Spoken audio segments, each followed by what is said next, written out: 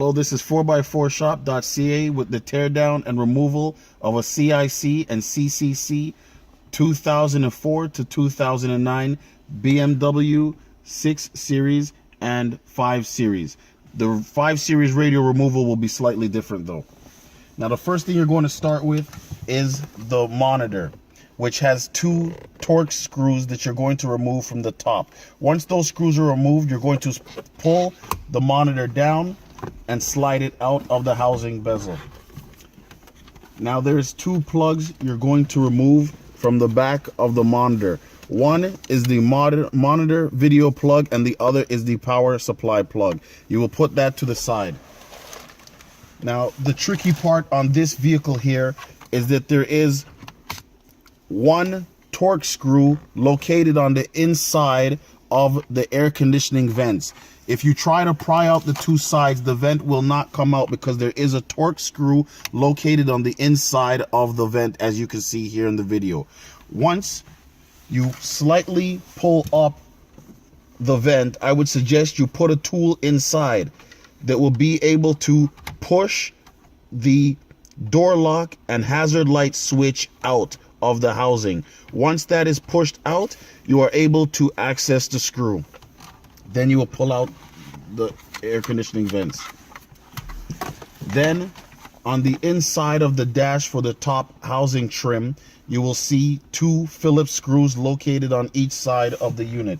Once pull out, you will take your pry tool and then you will pry out the existing radio bezel.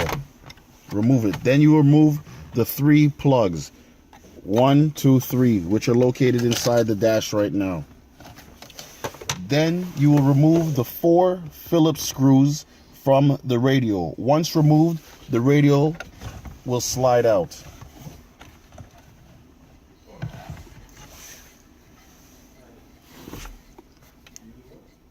This 4x4 shop back with the removal of a 6 Series BMW CCC interface module. Once the radio has been slid out, you're going to pull the shifter back so you have access to remove the radio clearly without scratching the shifter bezel, I should say. Then you're going to remove the power plug, the video interface plug, and your 2 antenna plugs and 1 fan control switch. Put the radio to the side. Also take note that you're going to have to remove the factory optical wire from the housing because it's going to go into our aftermarket housing. So we would also suggest that you unravel some of the wire's loom to give your wire more distance and stretch so it will have an easier way of going inside the vehicle once done.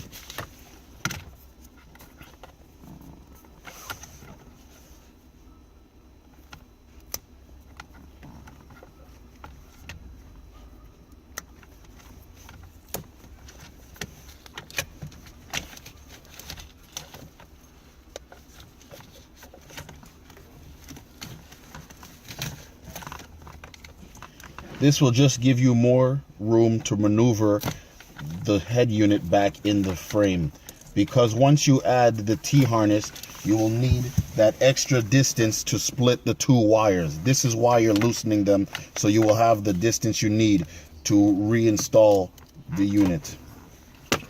Now you will take the factory end, loosen the clips, then insert it, making sure that all your pins are lined up in the proper direction. So small pins to the top, large pins to the bottom. And then you will slide the clip back on, make sure locked and inserted properly. Then you will take the other end of the optical from the factory side of the harness and put it now into the T-harness supplied by us, making sure that it's firmly locked into place. And again, this is why you want the loosening of the wire, so you will have that distance to push your main harness deeper down into the housing to not get wires snagged on reinstallation. Now you will route this wire around the back of the unit Make sure to go all the way to the back of where the unit slides into place. Then you will fish the wire around.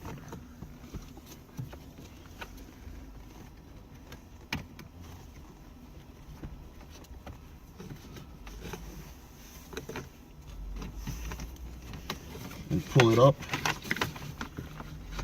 Trying to also put the power supply box to the corner and the side of the inside of the dash to not interfere with the reinstallation of the new unit.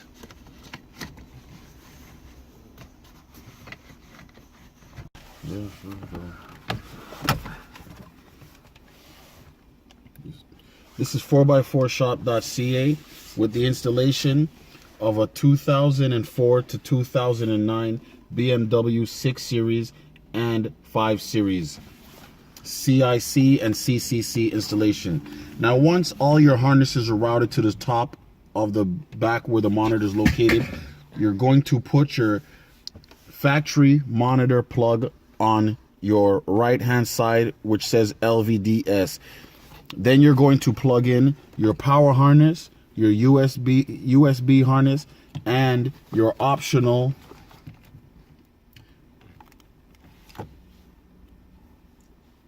DVR in harness and the GPS antenna. So make sure all of those. Now, the factory video power harness for the factory monitor is no longer being used, so you can just push that to the back of the dash. Now, the unit slides in bottom end first because it locks into the groove and then pushes up to connect with the screw holes. Then you will put the 2 Phillips screws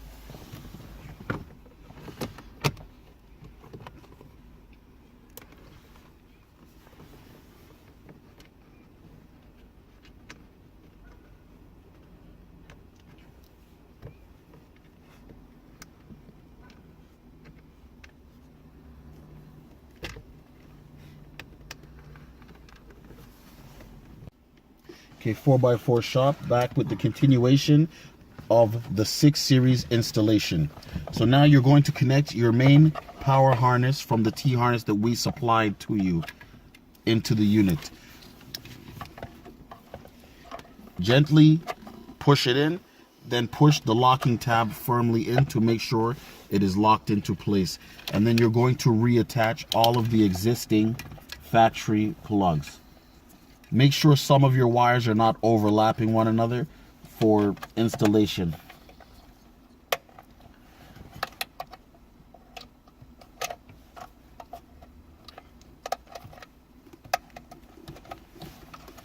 Make sure you put back on your antenna wires. Make sure they're firmly locked back in. Your fan motor wire. You will double check to make sure all harnesses are put back into it. Also, you will have to run the supplied auxiliary cable.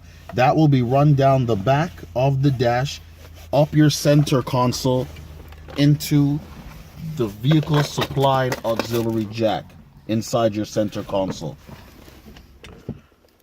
Right there. So it will come underneath. This panel here is removable. It pops up and then you can fish the wire through the side panel up the center console. Make sure all your wires are free. That's nothing snagging them, so the deck can slide back properly without pinching any wires. Once you do that, you will connect back your 4 Phillips screws that hold the radio in place.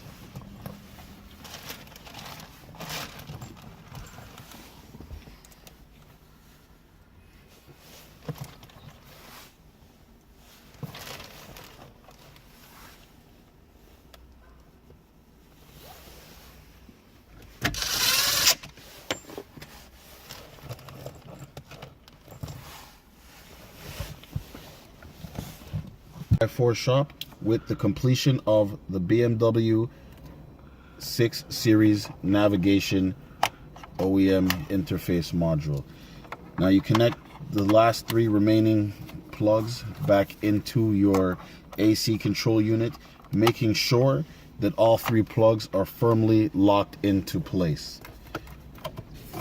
This wire is for your hazard light and door lock wire. Make sure it's not stuck down at the bottom of the unit.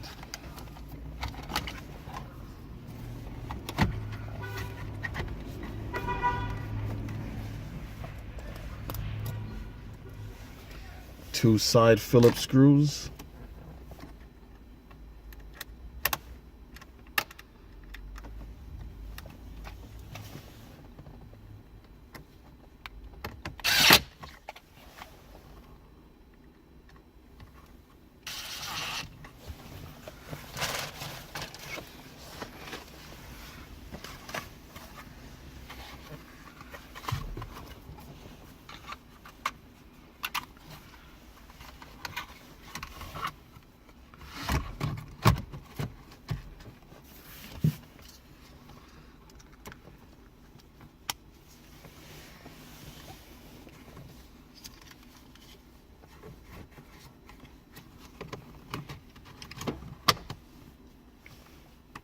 Hello, this is 4x4shop.ca with the completion of a 6 Series BMW factory navigation integration unit.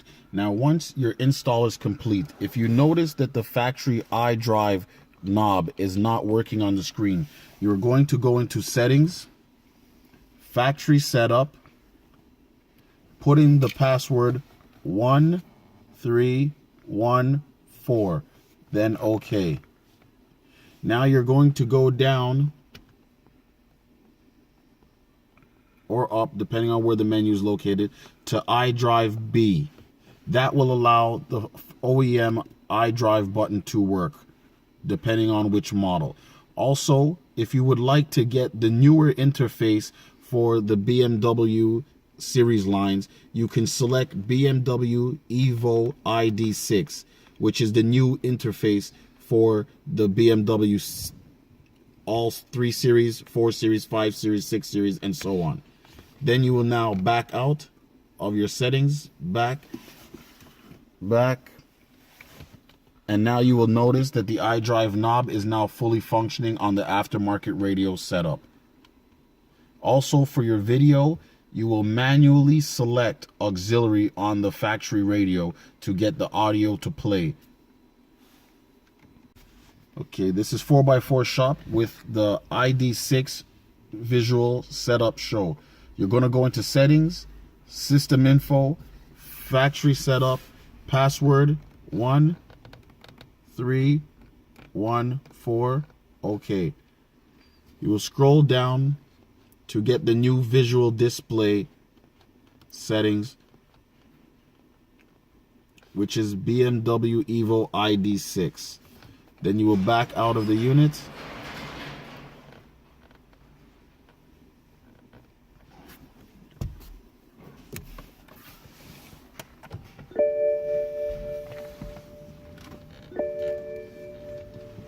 Reset.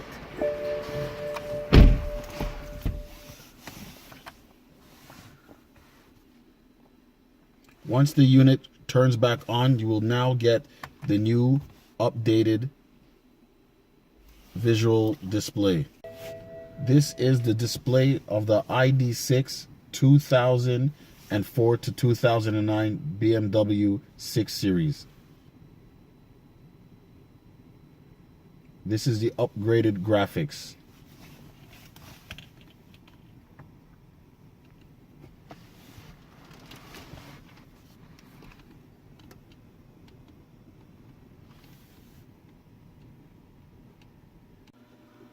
Hi everyone, this is Fred from 4x4 Shop. Today we install our 8.8-inch screen in a BMW 6 Series, and in the previous section we show you how we install the unit. So right now the unit is done. you can see, we did the ID6 menu for it, and also we installed backup camera. Car came with the factory back and front sensors too. So by going to reverse, as you can see, the front and back sensors, they're activated and they're fully functioning.